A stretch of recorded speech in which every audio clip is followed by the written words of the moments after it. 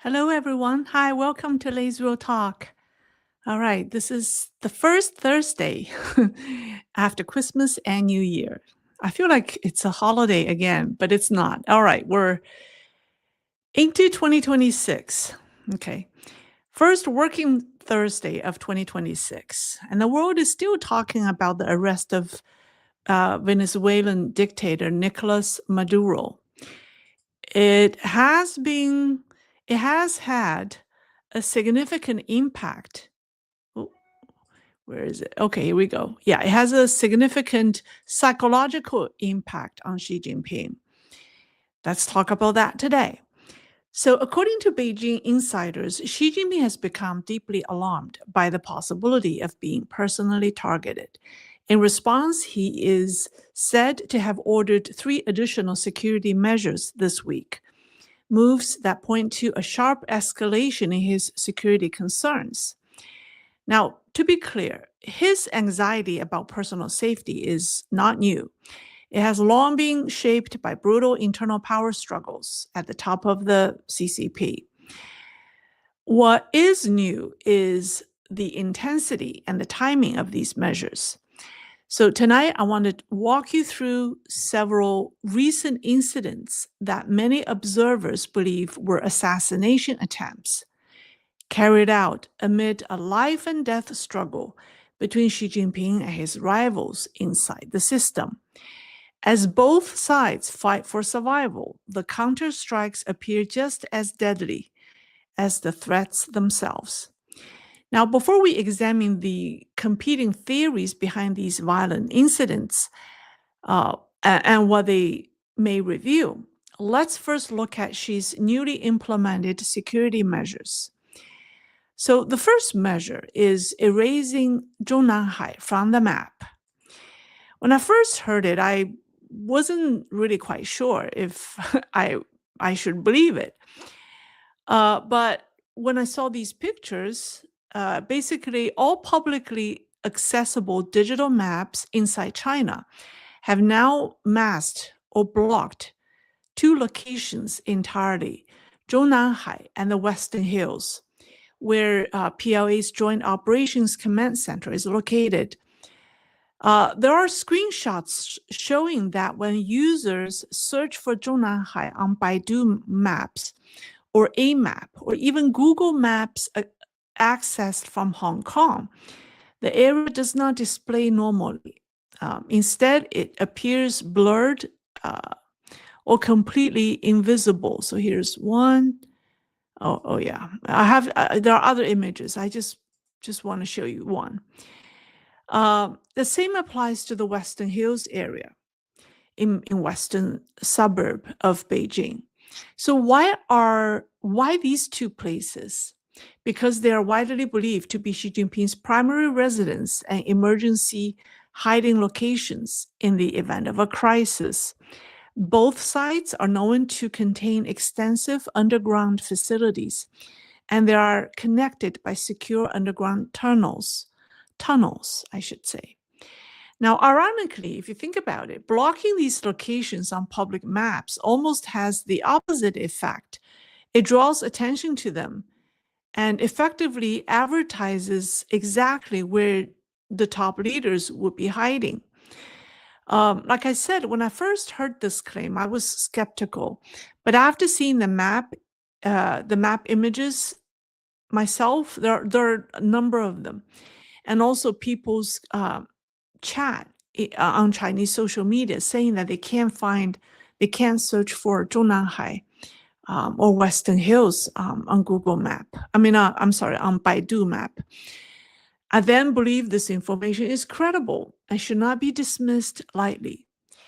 And this was only the first step. Let me now move to the second and the third. And the second measure was a vast expansion of Beijing's no-fly zone. And according to this claim, a joint directive was issued by the Beijing Armed Police, the Beijing Municipal Public Security Bureau, and the Central Security Bureau. Here it is. Yeah, this is Beijing's no-fly zone. The restricted airspace now reportedly covers not only Beijing itself, but also surrounding areas in Hubei province, including Yanjiao, Xianghe, and even parts of Shanxi province. In every direction, east, west, south, and north, the no-fly zone has expanded. So the message is clear. Nothing is supposed to fly in. However, this move has raised questions. People are asking, what is the point of creating an enormous no-fly zone if your radar systems are available? To prevent a real surprise attack, what truly matters is satellites, radar, and communication systems, right? If radar coverage were truly effective, there would be no need for such a sweeping no-fly zone. In practice, these restrictions mostly limit your own aircraft, but not an advanced adversary. And in the past, Beijing's no-fly zones were relatively limited, mainly over the Forbidden City or Zhongnanhai, and roughly inside the Second Ring Road or downtown Beijing. Drones were banned and the scope was manageable. Now, based on images circulating online, the restricted airspace around Beijing appears to have expanded to several times its previous size. And the third measure, let me come back. The third measure is interesting, and it involves Xi Jinping's close protection unit. Roughly, he has 5,000 personal guards who are assigned to protect him. And now they will be rotated every 3 months. The reasoning is straightforward. Long deployments lead to fatigue, and extended exposure increases the risk of infiltration or espionage. Under the new system, a full rotation occurs 4 times a year, with the stated goal of ensuring absolute loyalty and readiness. So taken together, these 3 measures point to one conclusion. Xi Jinping is acting as a leader who believes his personal safety is under immediate threat. But what truly shocks Xi Jinping may not be foreign military power, not missiles, but intelligence penetration. One of the most striking aspects of the Maduro operation was the revelation that U.S. intelligence had obtained detailed information about Maduro's detailed schedule. Excuse me.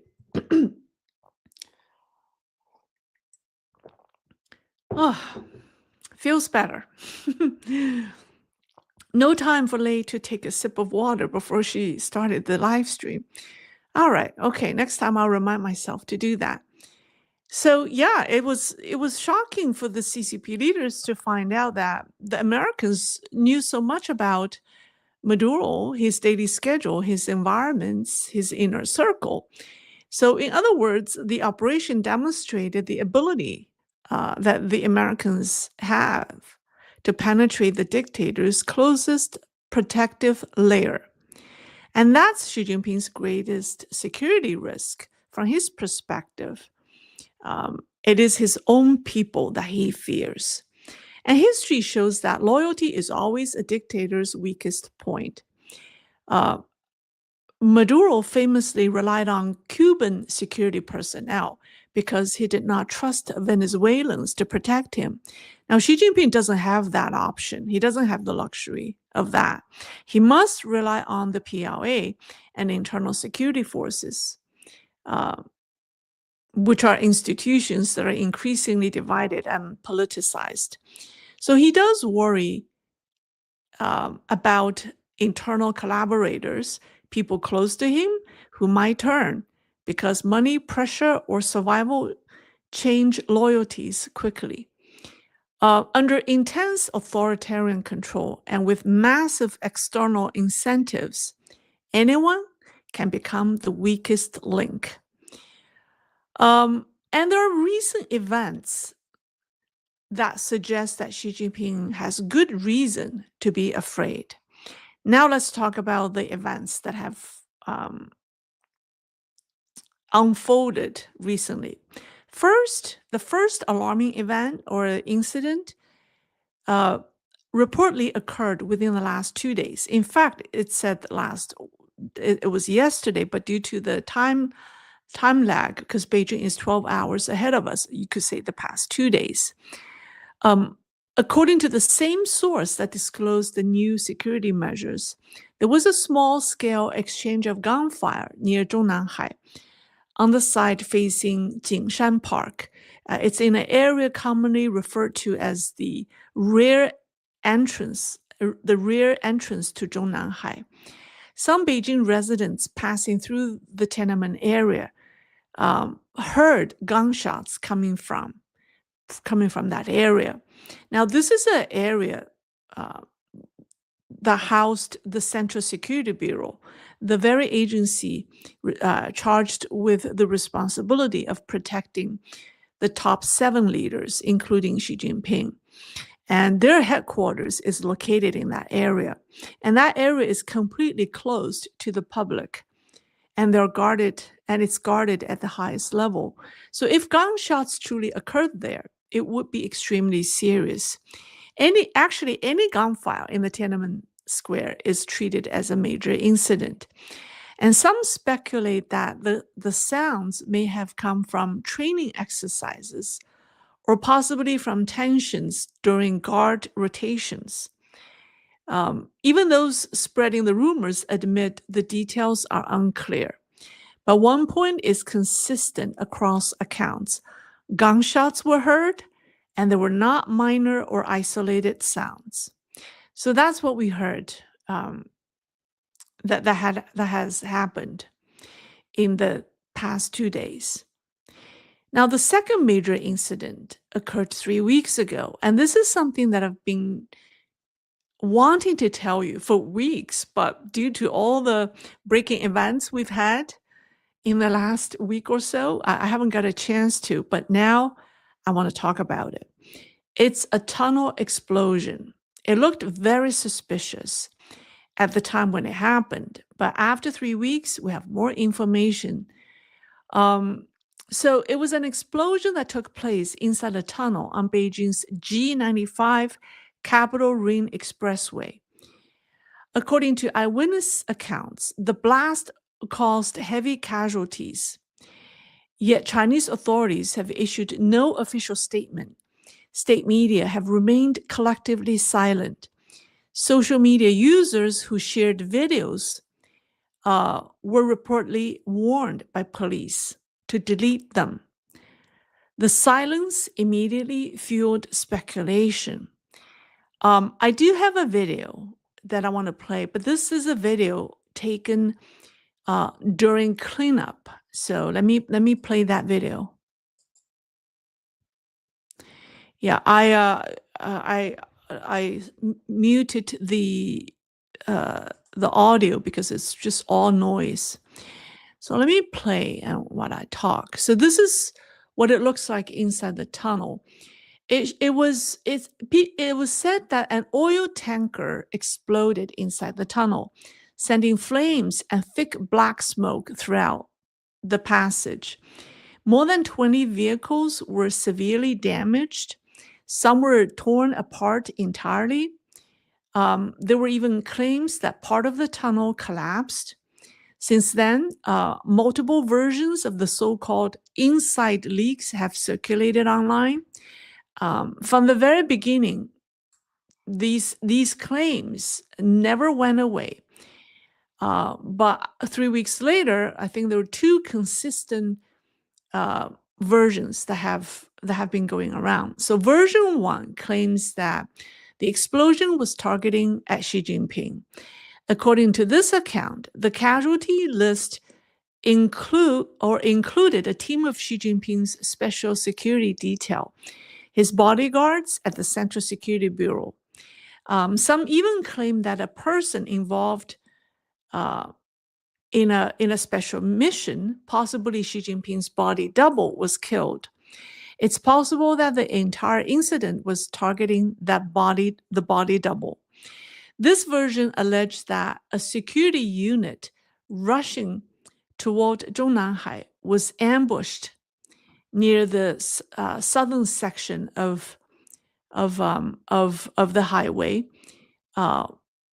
with the tunnel used as the ambush point. Let me come back. The video is where is it? Let me come back.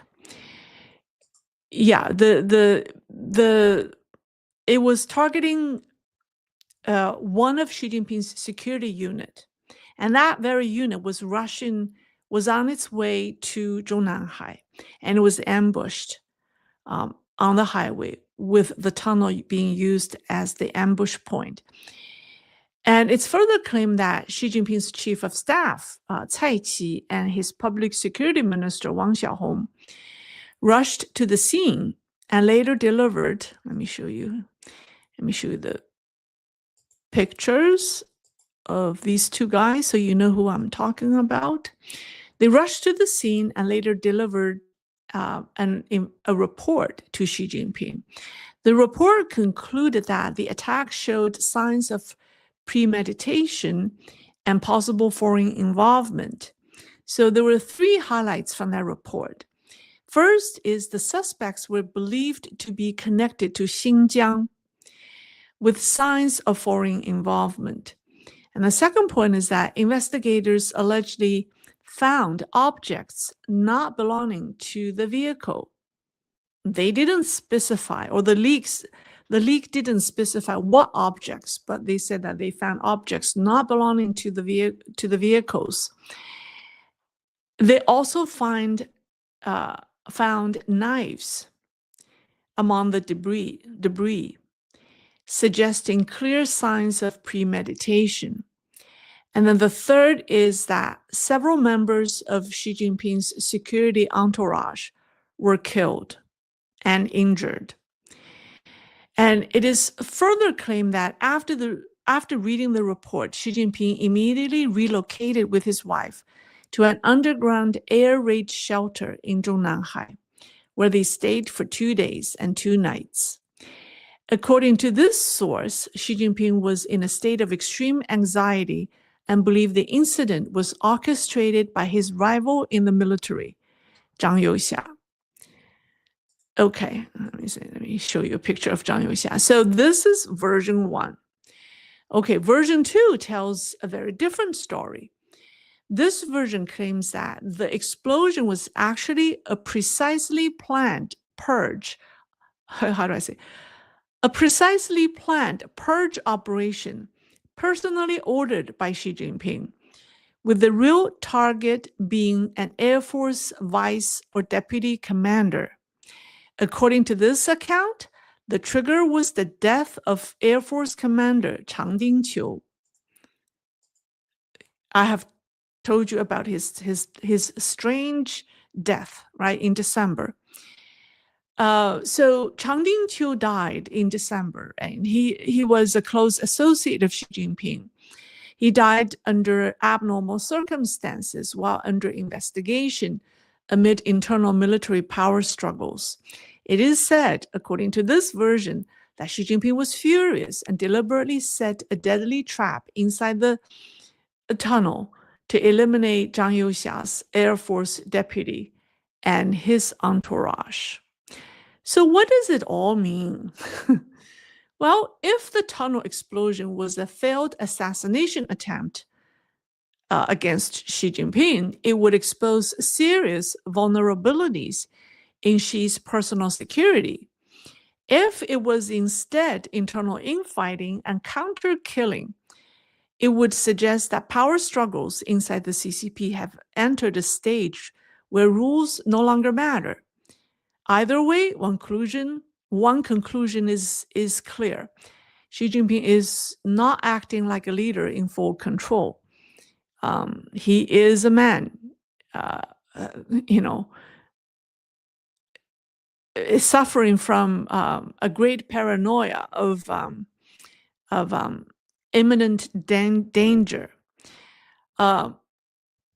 Now, let me ask you, of these two versions circulating about the tunnel explosion, which one is more believable?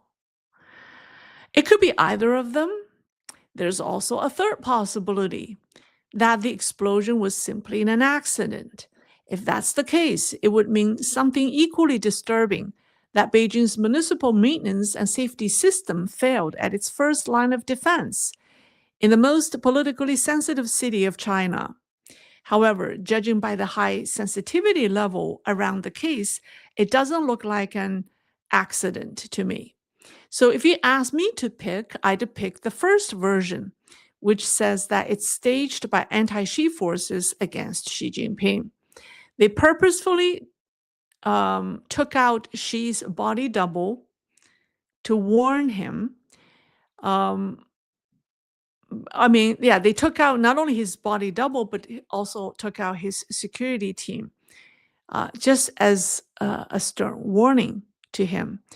Now, the second version seems very weak to me because, yes, Xi Jinping would certainly be very upset that his Air Force commander is gone. But for him to stage a revenge on a deputy commander, that's illogical. It's not logical at all. If he wanted to stage a revenge, it would be targeting Zhang Youxia directly. And also, if he wanted to take out a deputy commander, there are many ways for him to do that, right? Such as lock him up and start a anti-corruption investigation on him. Why would he want to blow up a major tunnel near the capital city? It just doesn't make sense. The second version lacks CCP logic to me. And it sounds like a deflection. It sounds like a deflection tactic to cover up the first version. That's what it sounds like to me. However, the second version still gained traction because it connects directly to another highly unusual event, that is the sudden death of the PLA's Air Force commander. So let me talk about Chang Dingqiu. Well, he was one of China's most senior pilots, and he was only 58 years old. The death of an active duty service chief is never a small matter. It's extremely difficult to believe that such a death was purely health-related.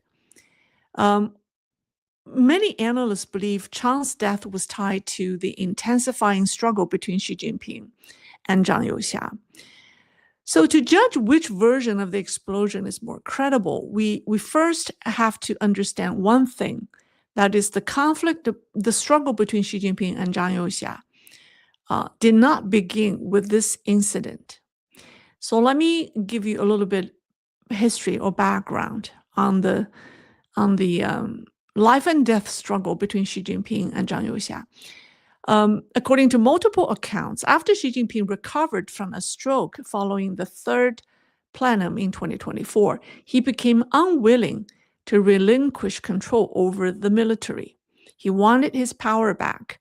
So he encouraged generals loyal to him to push back, including attempts to remove Zhang Youxia. The first alleged move involved these two men,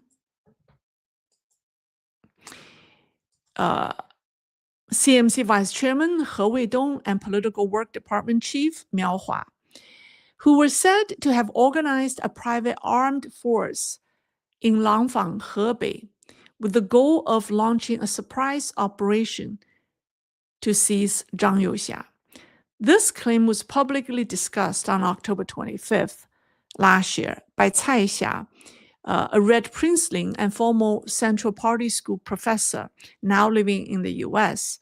In a media interview, she said, now Professor Cai is a very credible source. I mean, she's not a social media influencer like myself. So she doesn't, she's not a YouTuber. So she doesn't make these sensational claims just to gain traction. So when it was actually towards the end of the interview was about something else, but then she just casually mentioned it during that interview. And she said she had already heard the same story from multiple independent sources in Beijing for quite a while, but she never revealed it because she felt she needs the time to verify that. And then so on October 25th, she revealed it.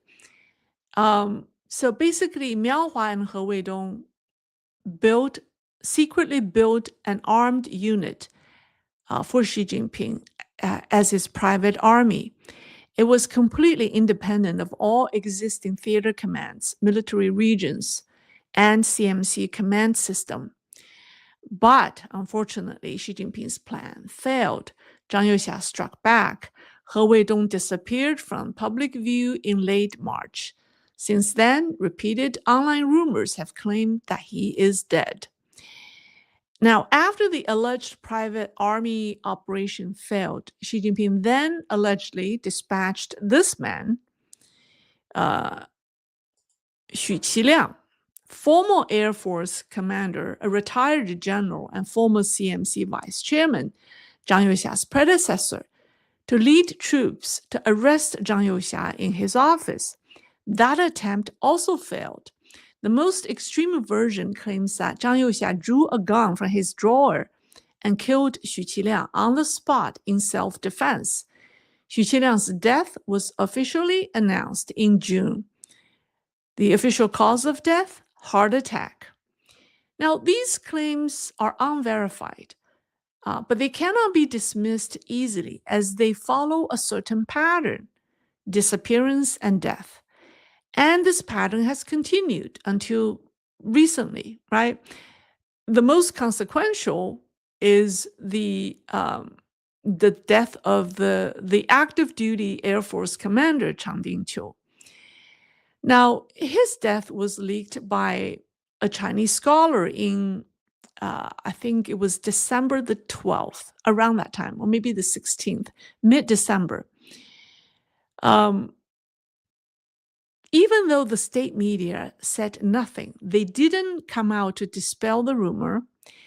And also, it was indirectly confirmed that Commander Chang is gone because his Baidu Baike page, it's almost like the Chinese Wikipedia page, is removed. Yeah, and that's a very good sign that he's gone. And according to repeated reports in Chinese language media, over the past 7 weeks, Chang was allegedly involved in an assassination attempt to take down Zhang Youxia, or shoot down his airplane during his trip to Russia. And then Zhang Youxia reportedly changed his travel plans at the last moment and narrowly escaped. This story has circulated too widely for too long to be dismissed casually.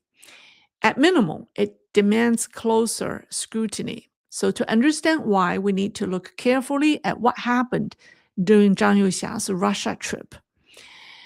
Okay, let's talk about Zhang Youxia's Russia trip, because it is very, very interesting and suspicious. Now, on November 20th last year, Zhang Youxia traveled to Russia. The Ministry of Defense briefly acknowledged his visit on its website. But China's two most important party media outlets, Xinhua and People's Daily, said nothing. Even more strangely, the PLA Daily, or the PLA's newspaper and website, initially reposted the Defense Ministry's announcement, but then quietly removed it. That alone was highly unusual. Then things became even stranger. Days passed, then nearly a full week. There were no reports of meetings in Russia, no photos, no mention of Zhang Youxia's activities, no announcement of his return. Now, for a man of Zhang Youxia's rank, this was unheard of. And when he finally returned to China, the silence continued. There were a half dozen Chinese analysts like myself literally following, Chinese state media, the Defense Ministry's website, the PLA Daily, the the PLA Daily's websites every day around the clock to see if there's any update on Zhang Youxia's whereabouts. There was nothing. So, and even more bizarrely, the PLA Daily later reposted the original announcement of Zhang Youxia's Russia visit after having taken it down. So at the time, China watchers were nearly unanimous in one assessment: something serious had happened. Then the dots begin to connect. The next thing we heard, it was December the 11th, sorry. On December 11th, we heard the sudden death of the Air Force commander. Now, if you really think about it, December 11th was 2 weeks after the mystery about Zhang Youxia's silence, right? So the timing did not feel accidental. So then former PLA officers and independent analysts began connecting the dots. The theory that emerged was explosive, but internally consistent. Former PLA Navy officer Yao Chen has offered a detailed explanation based on information he says he gathered from contacts inside China. According to him, Chang Dingqiu's death was likely connected to an attempted operation against Zhang Youxia that took place during his return flight from Russia, the moment considered most vulnerable for manipulation. Now, for visits at Zhang Youxia's level, the aircraft used is not a civilian plane. It's a military special aircraft, fully controlled by the PLA Air Force system. And Yao Chen explains that the aircraft Zhang Youxia used was managed by the PLA Air Force 34th Division. Here's the critical point. Although Chang Dingqiu was the Air Force commander, he did not necessarily control the 34th Division. In practice, that unit answered directly to Zhang Youxia himself. In other words, even if certain actors had the motive, they may not have had the key. And according to Yao's analysis, someone attempted to manipulate the air corridor, but the gate controlled by the 34th Division never opened, and the chain of command never aligned. So their plan failed. And when it failed, it did more than just collapse. It exposed those involved, either to the military security system or to their political rivals. And Yao described that what followed was a classic case of failure followed by rapid disposal. And he said the Air Force commander, was not simply summoned for questioning. He was detained after the failed operation, and he later died. And then we know his page. Then rumors about his death, that he suffered a heart attack, started to appear. And then his Chinese Wikipedia page disappeared. So the leaked explanation, right, death by sudden heart attack, was, in Mr. Yao's words, a face-saving narrative provided to the outside world. Now, there was a previous version claimed that Zhang Youxia was tipped off by a mysterious third country while he was in Russia. And he departed Russia early and made a detour in Mongolia before returning to Beijing. So I must say that there were so many different versions about Zhang Youxia suffered assassination threats while he was in Russia. The stories vary. I mean, there were just so many versions, but there was one version tied to his aircraft. That one says that there was a third country It didn't say which country, tipped him off. And then they might even have helped him to land, to change his flight, to detour and land in Mongolia, and before continuing on, before returning to Beijing. So these claims, or the framework of these claims, offers an explanation for Zhang Youxia's extended absence from the public. It also explained the state media's collective silence, even after his return from Russia. And then after that, according to Mr. Yao, there was a cleanup, right? Zhang Youxia was clearing the field, resetting flight routes, locking down testimonies, restructuring security details, and reasserting control over command chains. So then came the move that signaled that something has gone wrong with the Chinese Air Force. If you remember, I don't know if you remember this, on December 15th, the PLA issued a rare public notice calling for whistleblowers to give reports of procurement violations, specifically within the Air Force. Now, this was unprecedented. Anti-corruption campaigns are usually broad and vague. This one named a single branch. That's unheard of. So the message was unmistakable. Procurement investigations are the fastest way to dismantle a system quietly, right? Because you don't talk about assassination. You talk about contracts. In other words, this was not a routine anti-corruption campaign. It was a warning. And it came just days after Chang Dingqiu's death and weeks after Zhang Youxia returned from Russia. So taken this all together, these events explain Xi Jinping's growing paranoia. They're not isolated rumors or coincidence, but the visible edge of a life and death struggle. The greatest irony is this: the more power he has centralized, the fewer people he can truly trust.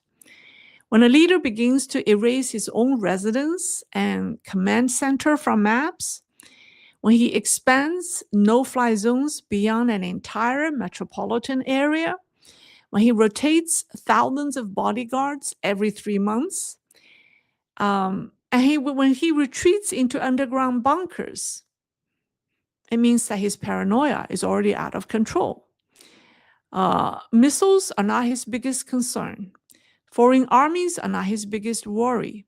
His real anxiety lies much closer in the guards who stand next to him, in the officers who control the routes that he travels, and in the commanders who once pledged loyalty, but now sit inside a fractured system. So this system around the CCP leader is now governed by survival only. So that's where we are now. This is the updates I have for you. I think how things will evolve from here on will depend on how things evolve in Iran. I think Iran's situation will certainly have a big impact on the CCP. And it looks like things are very dramatic in Iran right now. So we'll keep a close eyes on both countries. All right, that's what I have for you. Now, I want to tell you that I released a video just an hour ago in my other channel, Lay's Looking Glass, about love and karma. And it's a very interesting story. It's a little long. It's about 18 minutes, probably on the long. Yeah, it's one of the longest, or maybe the second longest video that we've produced. Yeah, I hope you have a chance to check it out. It's certainly interesting. All right, that's what I have for you. How is all right, let me see. Let me take a sip of water. I have always wanted to tell you about that explosion inside the tunnel. And I always wanted to tell you about Zhang Youxia's very strange visit to Russia. Um, those two never, I mean, those two were not connected to me, but I've been thinking about them, analyzing them for a good number of weeks. So I'm very happy that I finally present them in one program to you because I think they are related. Yeah. Okay.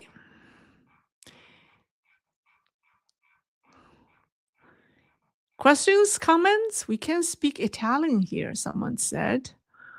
Well, you can. It's just that I won't understand you.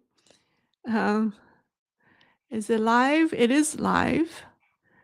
Okay. Chris is the moderator. Here's a question. Lay question.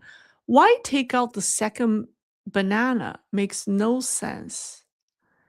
Second banana. What's second banana? What do you mean? You mean, why do they want to, why does Xi Jinping want to take out Zhang Youxia, his second in command? Well, they're rivals because Xi Jinping has lost power to Zhang Youxia. So that's why he wants to take out the second in command. The two are are in a life and death fight. All right, let's see. Questions forwarded by Chris. Oh no, it's Chris reposting the link. Let's see. Why should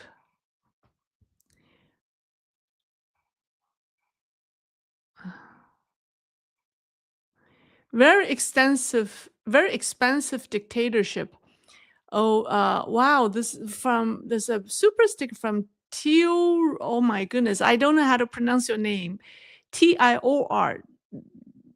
Yes, trader. It ends with trader. Can you do a story on the 600 agreements recently signed between China and Venezuela? I don't even know if it's real. I don't think, I mean, how can you sign 600? I think it was just smoke screens. It's just cover up. The latest thing that we heard about the Chinese delegation. I mean, first of all, people are asking what has happened to the Chinese delegation that Maduro was meeting before his capture. Some people said that those people never returned to China. Some people allege that they have died. I don't know. I find that to be a little outrageous. But the latest whisper that has come out today says that that delegation was sent by Xi Jinping to tip Maduro about the imminent U.S. Operation, and the Chinese offered to help him escape to Cuba. And that's why this whole meeting was all about. That's why the delegation met with him right before the U.S. operation. Basically, the CCP sent the delegation to convince Maduro that the U.S. operation is imminent and he's better off escape to Cuba or even to China. But Maduro refused to go with the Chinese. And that's I can't verify that, but I've seen a number of Chinese influencers talking about it. So when you ask me the 600 agreements, I tend not to believe that there were 600. There were probably six agreements only. I mean, the CCP, there's no way the CCP is interested in signing any agreements with Maduro. Of course, they understand the threats that Maduro faces. Why are they interested in signing any agreements? Right? It could become obsolete overnight. The Chinese certainly understands that. So the 600, the number 600 is just pure narrative, just to intimidate the Americans, just to show strong support of the CCP. It's not credible at all. There's no way that they negotiate 600 agreements at that moment.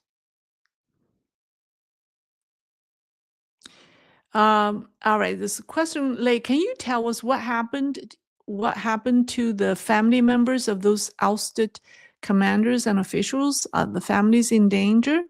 Well, it depends on what the families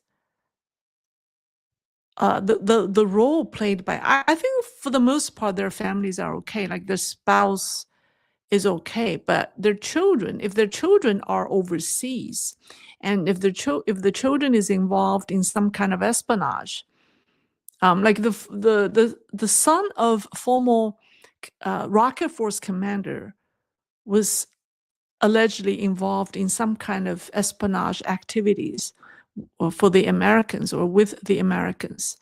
So if that's the case, then these family members may not be able to return to China, or they may be targeted when they are overseas. So it all depends on what roles they've played. Um, yeah, I answered that question. Someone said, I got the eye patches. They help me sleep well. Wow, from Beverly Hill, Billy. Yeah, the eye patches, they're quite strong. They really like stimulate your eyes. My eyes started to water like a lot the first few times I wear them. It really generates that cooling effect on your eyes. Um, and then the next day afterwards, your eyes does feel very refreshed. Very good. Daniel Dorns. Lei, do you think the Chinese military is severely concerned after watching the US effective attack on the Venezuelan, Chinese, and Russian air defense system? I think they know. They're very concerned. They do not want war. They know they're not competent at all. Yeah. Of course they're concerned. And nobody wants to fight. Nobody wants to fight for the regime.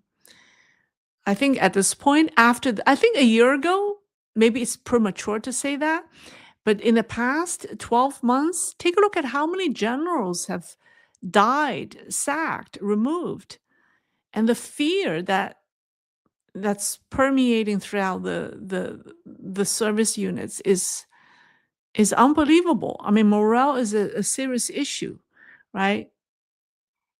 So I think I don't think the PLA is in any shape to start a war right now. Maurizio, I'm not sure how to ask this. Will China collapse with the CCP? China will not collapse, but CCP will. China as a country will not collapse because it will still exist there. But the CCP, the regime will collapse. Just like Iran will not collapse, but the Islamic Republic regime will collapse. Seek the truth. Chen Zhi, the chairman of the Prince Group, arrested, sent to China, heavy Chinese CCP involvement. Is this a move to avoid U.S. getting him and finding out? Yes. Someone said the CCP has got him, has quote unquote extradited him back to China long ago, months ago. If, in an act of protecting him, people are trying to find out who his father really is. Of course, he's very special to the CCP. You know, Xi Jinping went out of his way to get this Chen Zhi guy back to China. So the recent claim that he's arrested, I think, is just a late announcement. The guy has went back to China months ago because he's too important for CCP to have him arrested by the Americans or extradited to America to face trial. So he's in China now. Yeah, the announcement of his arrest is just to tell the world to give up looking for him. All right. Okay, I already answered that question that Chris forwarded.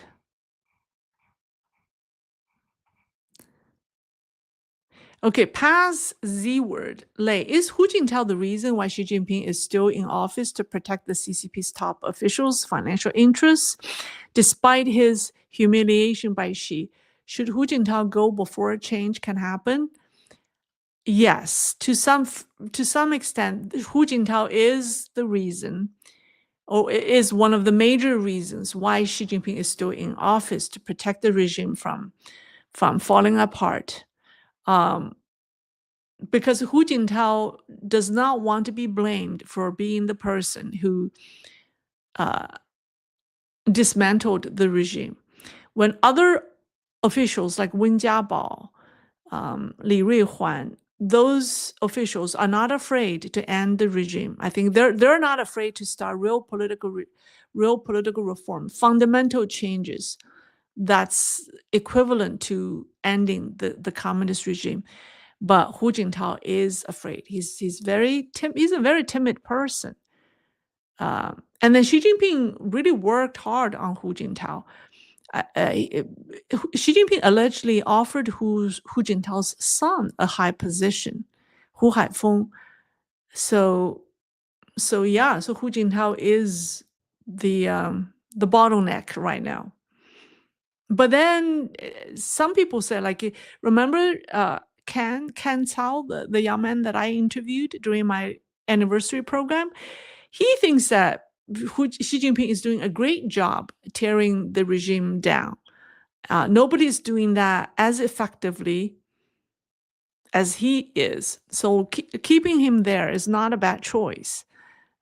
Because if you sending a reformist, what if the reformist change his mind or become timid, becomes very careful, and then went back to the good old days of the CCP, then that person could be worse than Xi Jinping. So yeah, but you're right. That's a consensus among many people. All right. I reached the bottom. I think I should end it early tonight. How is that?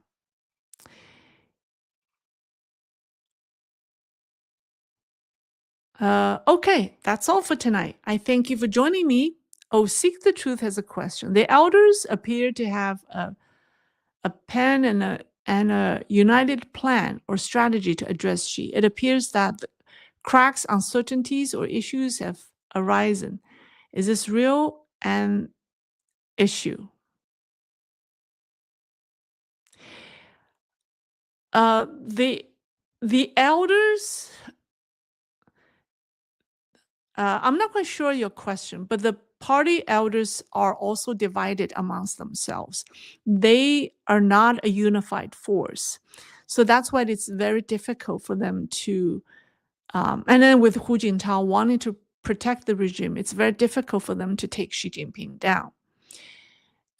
So that's, yeah, because within the party elders, they have different agenda. They have different things that they want. Okay. All right. I'll end it here. Thank you for joining me. I'll see you this weekend. Okay. Bye.